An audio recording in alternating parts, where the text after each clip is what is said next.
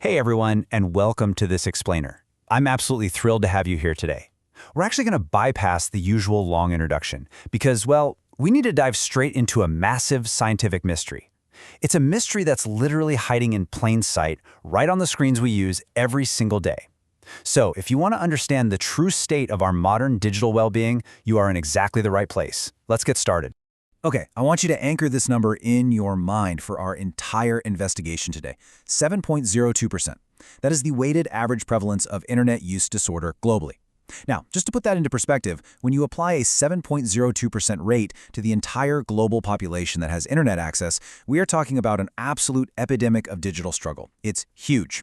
And it's a rapidly rising phenomenon, especially spiking in the post-COVID era since our lives essentially moved entirely onto our screens. But here's the crazy part. The science that's trying to understand this rapid rise, it is full of some truly shocking blind spots.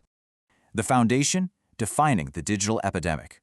To really wrap our heads around that 7.02% figure, we first need to define exactly what it is we're dealing with.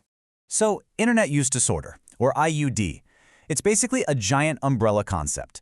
It covers all aspects of problematic interactions with the internet. We're talking everything from endless, mindless social media scrolling to compulsive online gaming. And believe it or not, this concept has been heavily debated by scientists since the 1990s. For a long time, some researchers argued it wasn't even a real disorder. But today, major health bodies are finally recognizing it. The World Health Organization even officially included gaming disorder in their latest medical classifications. So the reality of the problem is totally recognized now, but how it interacts with other toxic online behaviors, that is where things get really messy. Which brings us to the second half of our digital epidemic, cyberbullying. The generally accepted textbook definition is any behavior performed through digital media that repeatedly communicates hostile messages intended to inflict harm. Sounds pretty straightforward, right? I mean, somebody uses a computer or a phone to repeatedly harass someone else. Simple. But as you'll see in a minute, this seemingly simple definition actually opens up a massive can of academic worms. What is cyberbullying really?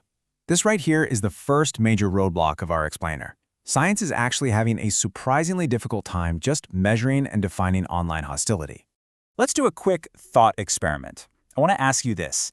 How do we actually measure an imbalance of power online? Think about traditional face-to-face bullying. The power imbalance is super obvious, right? It's the bigger kid picking on the smaller kid, or maybe a whole group ganging up on one person. But in cyberspace, how on earth do you define that? Is the powerful one the person with better tech skills, or is it just someone who happens to have a few more followers on social media? It's a huge irony. Traditional bullying relies heavily on a victim being physically or socially trapped. But in the cyber context, a victim might just be one single click away from completely blocking their aggressor. Research by Wolak and colleagues actually showed that in a lot of cases, youth who were harassed online weren't really distressed because ending the interaction was so incredibly easy. So if the victim can just click block or, close their laptop, does that still count as a severe imbalance of power? It really blurs the lines. Because of all these gray areas, our data is just riddled with measurement flaws. When researchers study cyberbullying, they largely use self-report questionnaires. And a lot of the time, they rely on just one single global question, like, hey, have you bullied someone online? But think about social desirability. Students are definitely going to hesitate to label themselves as bullies. If you ask a teenager if they've forwarded a mean picture, they might actually say yes. But if you ask them flat out if they are a cyberbully, no way. Plus, tech evolves so insanely fast that by the time a detailed questionnaire is actually scientifically validated, the app it's asking about is probably already a digital ghost town. The toxic digital overlap. Now, let's shift gears and look at where these two massive problems, the 7.02% struggling with IUD and the murky world of cyberbullying, violently collide. In today's world, these issues aren't isolated at all. They share the exact same digital staging grounds, primarily social media and online gaming. But the stark contrast in how the scientific community treats these two spaces is wild. Social media, as a platform for cyberbullying and addiction, gets heavily studied. But online gaming, it is shockingly neglected by researchers when it comes to looking at the intersection of online harassment and internet use disorder. And honestly, that neglect is incredibly dangerous. Researchers Floros and Malona pointed out that cyberbullying is deeply tied to the toxic culture that's just so prevalent in a number of gaming communities. And it's a culture that totally persists, despite desperate efforts from game developers to rein it in. We literally have millions of adolescents and adults spending huge chunks of their lives in online gaming environments, navigating these toxic spaces, and yet the scientific community is barely even looking at it. Flaws in the data, the scientific mystery. So, how can we have a rapidly rising 7.02% epidemic, a notoriously toxic gaming culture, and yet have so few actual answers? Well, when researchers tried to gather all the global evidence on the overlap between cyberbullying and IUD up to early 2022, they started with 121 records. You'd think that's a decent start, right? But by the time they filtered out irrelevant studies, single case reports, or papers that only looked at face-to-face bullying, they winnowed it down to a shockingly low number, just 32 valid studies.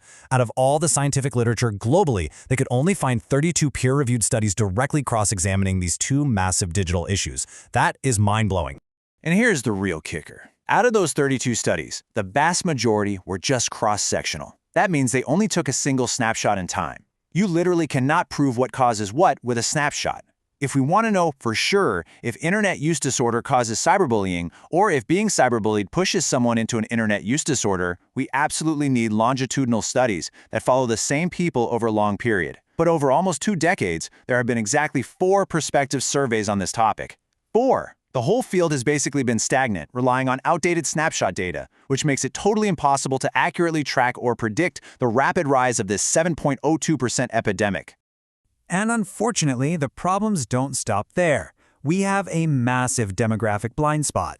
Let's bring it back to our anchor number again. How can we possibly understand a 7.02% global prevalence if we're looking at the wrong people? The existing research is almost exclusively focused on high school and middle school students. There's almost a complete neglect of college students and mature adults. It's as if scientists think internet addiction and online harassment just magically vanish the day you turn 18. On top of that, over half of those 32 studies used unstandardized ad hoc questionnaires. Basically, researchers just made up their own questions on the fly, which means we can't even compare the data between studies. And worst of all, there's a complete lack of actual clinical samples. We aren't even studying the people who are actually seeking psychiatric help for these issues. Fixing the future. Now, we don't have to stay stuck in the dark here. Let's map out exactly what the scientific community needs to do to finally catch up to our digital reality. We need a strict scientific pivot, and we need it now. First, we have to completely toss out those makeshift questionnaires and mandate the use of standardized, validated tools. Things like confirmatory factor analysis, which is basically just a statistical stress test to guarantee we're actually measuring what we think we're measuring. Second, we've got to expand our focus out of the middle school classroom and get into specific online gaming communities and adult populations. Third, we need to stop just measuring the mere existence of these problems and start looking at the actual psychological symptoms and distress in real clinical populations. And finally, we desperately need more prospective designs to figure out the true causality of this whole epidemic. Which leaves us with this final, vital question to think about. If 7.02% of the global internet population is actively struggling right now with their digital reality, are we really doing enough to protect the citizens of our digital world? Or are we still trying to combat a 21st century digital epidemic using 20th century analog science? Right now, the data strongly suggests the latter. It is well past time our research catches up to our rapidly rising reality. Thank you so much for joining me on this explainer today. I really hope this investigation sparks your curiosity to look a little deeper into the screens right in front of us. Keep learning, stay curious, and I'll catch you next time.